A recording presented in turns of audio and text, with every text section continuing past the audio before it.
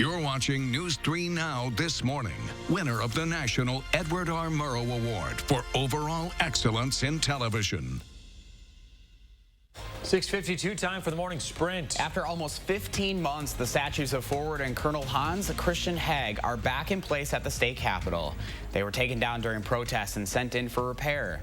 The Forward statue had broken fingers, so they used molds from the historical archives to make new ones. The Colonel Heg statue lost its head, so that was rebuilt from the mold of another Heg statue near Milwaukee.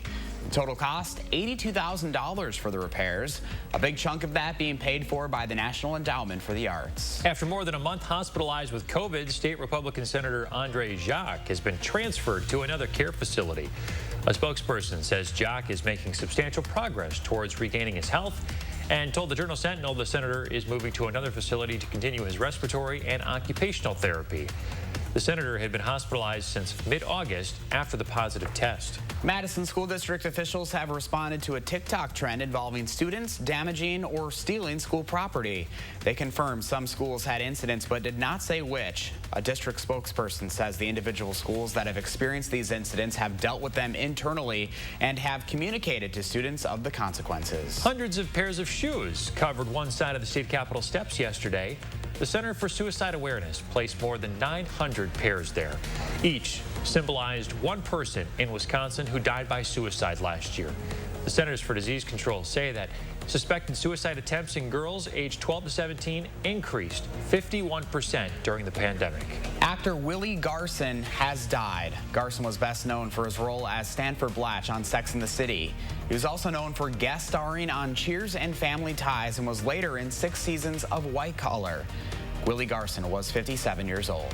A woman accused of killing her grandmother and setting the house on fire has pleaded not guilty. 36-year-old Elizabeth Durkee charged with 4 counts, including first-degree intentional homicide and strangulation and suffocation.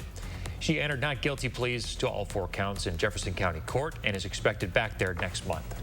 The civil sexual assault case against Britain's Prince Andrew is moving forward this morning as legal papers were delivered to his lawyer in Los Angeles. His accuser says she was forced to have sex with the prince when she was underage.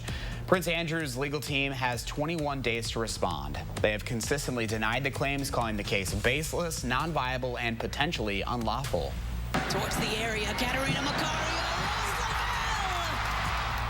Well, how about this? Facing off against Paraguay last night, former Badger Rose Lavelle scored the opening goal for the women's national team after just 3 minutes of play. U.S. won this one 8-0. Alex Morgan helping them out with a hat trick. Nice. After a school year disrupted by the COVID pandemic, more students in the UW system have opted for on-campus learning than expected. The UW system was hoping to offer 75% of classes in person, but this fall, nearly all UW universities surpassed that threshold. Of those, UW La Crosse ranked at the top with 94% of courses being offered in person. UW-Madison and UW-Platteville were close behind. The New York Times reporting that former President Trump is suing his niece, Mary Trump. Trump suing her for disclosing his tax information to Times reporters, calling it a breach of a 2001 contract settlement agreement. He's also suing multiple Times reporters for interfering in the contract, alleging they encouraged her to disclose the documents.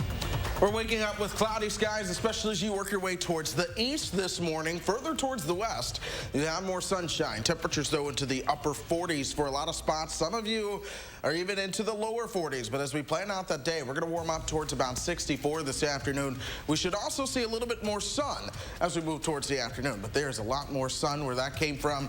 Other than Friday, overnight, that entire forecast is fully yellow. Thanks for joining us. Make it a great day.